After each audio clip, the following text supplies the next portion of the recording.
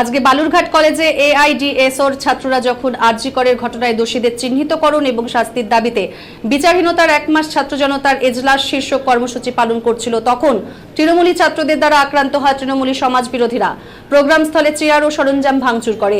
আরজি করের ঘটনাকে কেন্দ্র করে যেভাবে কেন্দ্র পরিচালিত সিবিআই এবং রাজ্য পুলিশ প্রশাসনের নিষ্ক্রিয়তার অভিযোগ ক্রমাগত সামনে আসছে তথা কোর্টের ভূমিকা সবই যখন প্রশ্নের মুখে, সে মতো পরিস্থিতিতে তৃণমূলী ছাত্র গুন্ডা বাহিনীর এই আক্রমণ অত্যন্ত নিন্দনীয় এবং অবিলম্বে সংশ্লিষ্ট স্থানে সিসিটিভি কভারেজ যাচাইয়ের মধ্য দিয়ে সংশ্লিষ্ট দুষ্কৃতীদের চিহ্নিতকরণ ও শাস্তির ব্যবস্থা করতে হবে।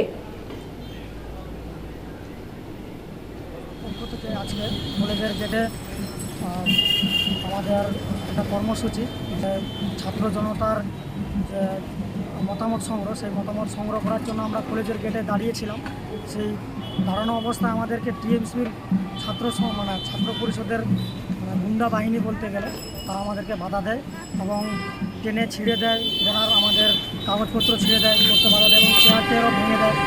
আমরা তার সত্ত্বেও করতে চাই, কিন্তু তারপরেও বাধা দেওয়ার চেষ্টা করে, কিন্তু শেষ পর্যন্ত আমরা এখনও করছি আর কি। কী প্রোগ্রাম ছিল? প্রোগ্রামটা ছিল ছাত্রদের মতামত নিয়ে। আরজি করে যে ঘটনা, সেই ঘটনা এখনও পর্যন্ত বিচার নেই। 30 দিন পার হয়ে গেল, অথচ এখনও বিচার নেই। সেই বিচারের দাবিতে আন্দোলনও চলছে। এই আন্দোলন চলাকালীন ছাত্ররা কি ভাবছে, তাদের মতামত মানে বিচার। আপনারা শাস্তির দাবি করছেন? হ্যাঁ, শাস্তির দাবি করছি। আপনার নাম? সঞ্জয় তির্কি, বালুরঘাট কলেজ কমিটির সম্পাদক। আমরা ছাত্র সংগঠন এআইডিএসওর